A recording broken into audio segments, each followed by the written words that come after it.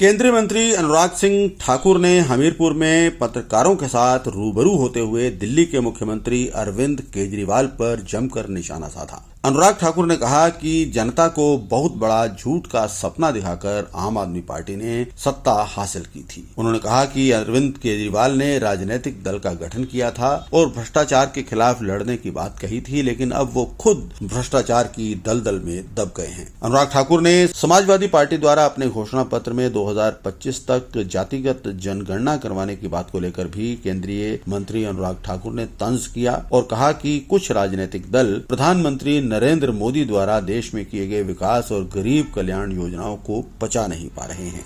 हिमाचल प्रदेश में ईद के अवसर पर केवल मुस्लिम महिलाओं को HRTC बस में सुविधा देने की नोटिफिकेशन को लेकर भी अनुराग ठाकुर ने सरकार पर निशाना साधा और कहा कि कांग्रेस तुष्टीकरण की नीति को अपनाती है, लेकिन अब जनता इसकी बात समझ चुकी है और इसकी पोल खुल गई है।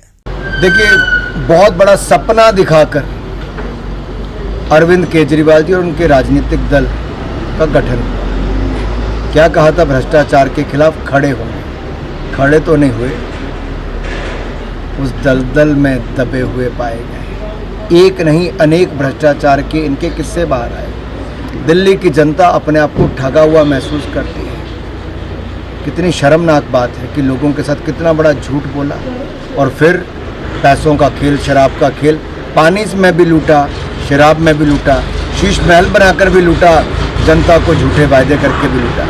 ये कैसी राजनीति है? ये लूट खसोट की राजनीति अरविंद केजरीवाल जी को ले डूबी है।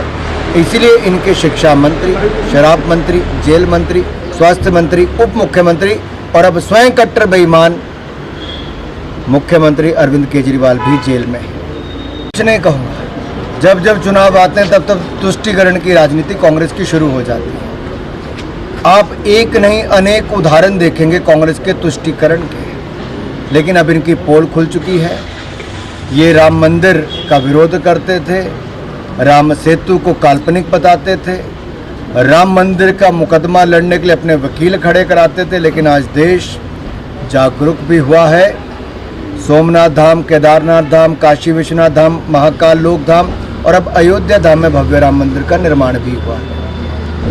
आस्था भी, अर्थव्यवस्था को भी आगे बढ़ाया, विकास भी किया, विरासत को बचाया भी, आगे बढ़ाया भी। देखिए, कुछ राजनीतिक दल आज भी मोदी जी के विकास और गरीब कल्याण की योजनाओं का मुकाबला नहीं कर पा रहे। ना वो ईमानदारी में कर पा रहे, ना विकास में कर पा रहे। तो जिन्होंने वर्षों तक जाति के नाम पे राजनीति की, जाति के नाम पे वोट लिए, लेकिन उनके लिए किया कुछ नहीं, अपने घर भरे, अरबों खरबों रुपए की दौलत बनाई, लेकिन वो समाज वैसे का वैसे ही रहा।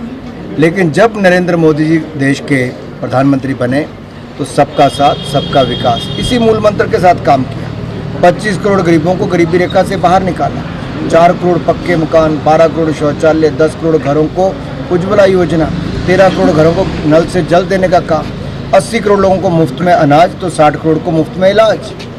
एक तरफ हमारी उपलब्धियां हैं, जहां अर्थव्यवस्था को बड़ा किया, देश को आगे बढ़ाया, भारत को और समृद्ध, संपन्न और सशक्त बनाया, तो दूसरी ओर लोग ये नेता हैं जो केवल सीट जीतने के लिए देश को बांटना चाहते हैं, जाति के नाम पे, क्षेत्र के नाम पे, संप्रदाय के नाम पे। देश अब बंटने वाला नहीं, देश एकजुट होकर नरेंद्र मोदी जी के पीछे खड़ा है। नेशनल क्रश तो कई हो सकते हैं, नेशनल ट्रस्ट मोदी की गारंटी के कारण है, मोदी जी पर है।